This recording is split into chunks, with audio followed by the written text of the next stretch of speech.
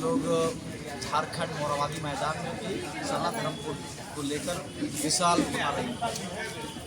और किन मुद्दों पर बात हुई, जैसे कि गांव घर की बेटियों की लेके जो चर्चा हो रही थी, या फिर खतियान को लेके भी कोई चर्चा हुई हो, तो इस पर क्या बोलना चाहते हैं? हाँ, ये एक चर्चा हो रही है कि 32 का खतियान झारखंड सरकार ने घोषणा कर दी है।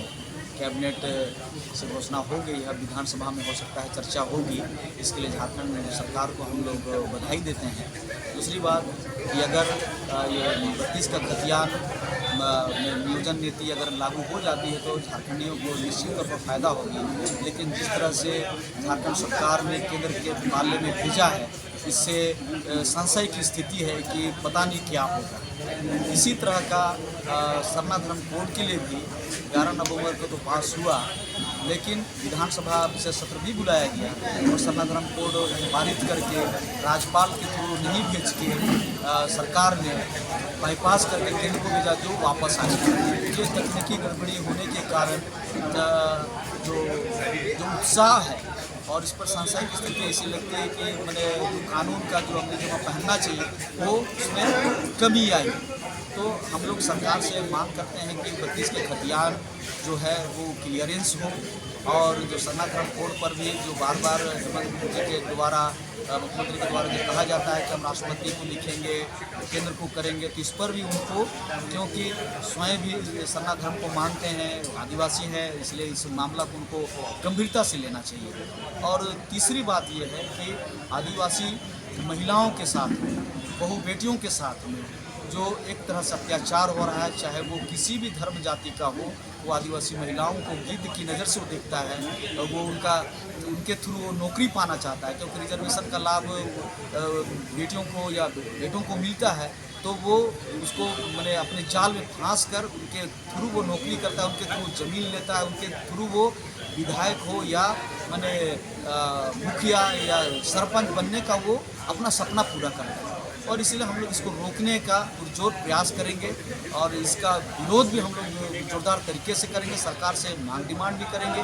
और इसको रोकने के लिए जो आज हम लोगों ने चर्चा किया कि हमारा जो कस्टमरी लॉ है, कस्टमरी लॉ के आधार पर हम लोग इसको मैंने पूरे आदिवासी समाज में इसको जागृत करेंगे और जगह जगह पर इसकी सभा होगी, बैठकें होगी, और इसको आदिवासी महिलाओं को जिस तरह से गैर आदिवासी खास कर जो उसको मैंने एक तरह से शोषण कर रहे हैं, उसको हम लोग रोकने का प्रयास करेंगे। बहुत बहुत धन्यवाद। किन विषयों पर जो है कि चर्चा हुई है, आगे की क्या कुछ लेकर रणनीति बन रही है? आज राष्ट्रीय आदिवासी समाज सरना धर्म रक्षा अभियान जो बड़ा मंच है, उसके तत्वाधान में इसमें लगभग 40 संगठन जुड़े उसी का आज विशेष बैठक। और इस विशेष बैठक में अहम निर्णय लिया है, जिसमें प्रथम 11 नवंबर को में संसद मार्च का आयोजन होगा मंडी हाउस संसद, जहाँ तक हम लोग ताकि पूरा देश को जगाना है, सरकार को करना और अपनी बात को केंद्र सरकार को रखना दस्तावेज। दूसरा अहम निर्णय कि सभी क्षेत्रों से आएंगे, सभी राज्यों से लोग आएंगे, तो इस संबंध में हम लोग गाड़ी का तैयार करने के लिए आपको गांधी पीस फाउंडेशन निर्णय लिया कि हम लोग एक दिवसीय कार्यक्रम करेंगे, जिसमें दोनों कार्यक्रम इस क्षेत्र से जो केंद्रीय नेतृत्व में, चाहे मंत्री हो, चाहे सांसद हो, चाहे किसी पॉलिटिकल पार्टी के नेता, चाहे अन्य रूप से पर्सन हो, उसको इन्वाइट करेंगे। और हम लोग राष्ट्रपति के नाम हम लोग ज्ञापन सौंपेंगे, जो पिछले बार भी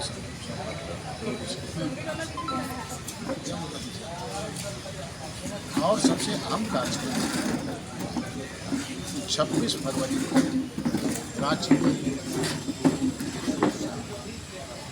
महारैली का आयोजन और उस महारैली देश विदेश के ताकि हमारा ये आवाज़ देश दुनिया तक पहुँचे, संसद में पहुँचे और यहाँ की आवाज़ केंद्र सरकार संशोधित हो सके, ये हम चाहते हैं। इस बीच कई और महत्वपूर्ण चीज़ें हैं जिस पर हम लोग गंभीर हैं। पहला तो हम लोग को जितने भी चीज़ें हैं, ट्राइबल अधिकार की चीज़ें हैं,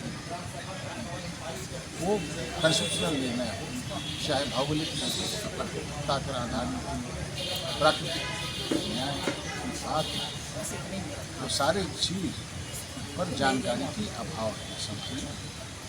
चाहे यहाँ के बड़ा दुखद है, ये मामले सॉल्व नहीं हो रहे हैं झारखंड में in spite of having 75 years of our medical university proper भी हम लोग यहाँ समझ नहीं पाते।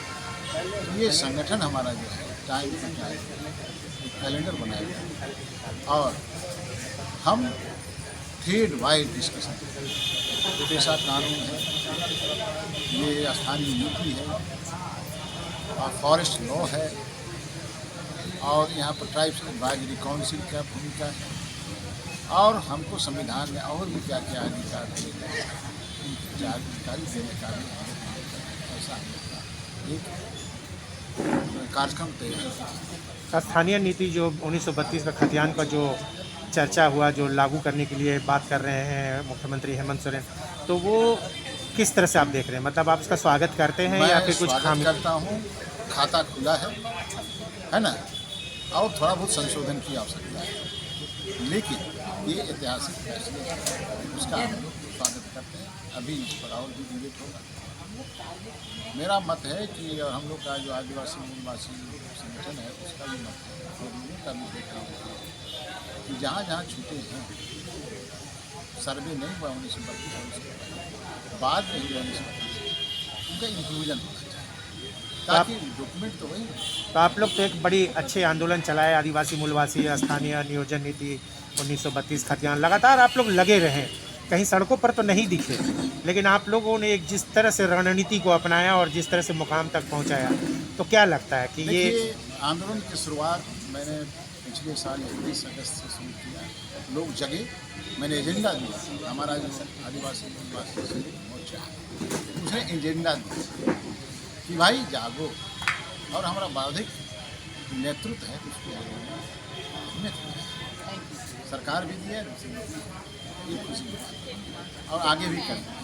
मैं आपको भी बताना चाहता हूँ, हमारा 2022 मैंने स्मारिका लिखा, उसमें क्रिएटिव राइटिंग्स एक कंटिन्यूएशन में रहे और अगले 3 महीना में बच्चे खुद जो मसले छात्र उसको लिखित ये भी मसला है। हमारा दायित्व है इस राज्य को लेना। आज देखते हैं जनप्रतिनिधि भी अपने अधिकार के विषय में झारखंड में ट्राइब्स एडवाइजरी काउंसिल जो कॉन्स्टिट्यूशनल मैंडेट है आर्टिकल 244 में, एक विधायक भी उसमें एक शब्द नहीं बोल पाती है। क्या मजरा है आदिवासी समाज में? 28 सीटें हैं आदिवासी, 28 विधायक हैं और 21 सालों से हैं, फिर भी बात नहीं। हाल के दिनों में जो आदिवासी बच्चियों पे, महिलाओं पे जो अत्याचार बढ़ गए हैं और जिस तरह से घटनाएं घट रही हैं राज्य में, तो उसको लेकर मतलब कि क्या आपको लगता है कि हमारा प्रशासन से चूक है या सरकारी की कहीं चूक है या आदिवासी समाज में जागरूकता की कमी है? देखिए, आदिवासी समाज बड़ी बंद और बड़ा सामुदायिकता में बंधा हुआ समाज, लेकिन कुछ दिनों से थोड़ा सा आदिवासी समाज में गड़बड़ी हो रही है, क्योंकि हमारा समाज सशक्त रूप से संगठित होने के बजाय थोड़ा बिखरा हुआ है। तो वो अगर सशक्त हो जाए, हमारा संगठन पढ़ा है, दुखलों से हो रहे हैं, परिगणित है, पढ़ा परिगणित है, तमाम से सशक्त हो जाए, तो कमांड भी सीख जाए और ये चीज़ होना ज़रूरी भी है। इसलिए चूँकि आदिवासी समाज आज उस स्तर पर नहीं है दूसरे समाज, उनकी सामूहिकता अभी तक गई नहीं, सामूहिकता अभी तक गई नहीं, और कारण आप देख रहे हैं, बड़ा आश्चर्य और बहुत दुख भरी बातें। हमारा समाज दूसरा जो इकोनॉमिक बेस है, व्यापार है, कारोबार है, व्यवसाय है और उद्योग, तमाम तरह शिफ्टिंग नहीं एग्रीकल्चर कितना सस्टेन कर सकते हैं एग्रीकल्चर का जो आर्थिक व्यवस्था है कितना दूर तक हमको मदद करेगा, ये बड़ा सोचनीय है। इसलिए हम लोग ये भी मुहिम चलाएं कि आदिवासी समाज का ट्रांसफॉर्मेशन हो, इकोनॉमिक बेस बदले और चेतना हो, एजुकेशन मजबूत हो और दूसरे क्षेत्र में आगे बढ़े।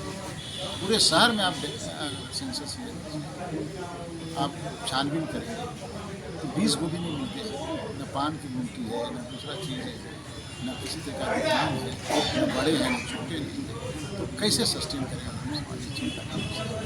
इसलिए इकोनॉमिक्स ट्रांसफर करना है ना, और नहीं करेगा आदिवासी समाज सबल नहीं हो सकता, मजबूत नहीं हो सकता, एम्पावरमेंट नहीं हो सकता। आज एजुकेशन में हम हैं, पढ़े लिखे तब आपके सामने और एक मुख्य समाज दिशा ये हम लोग आज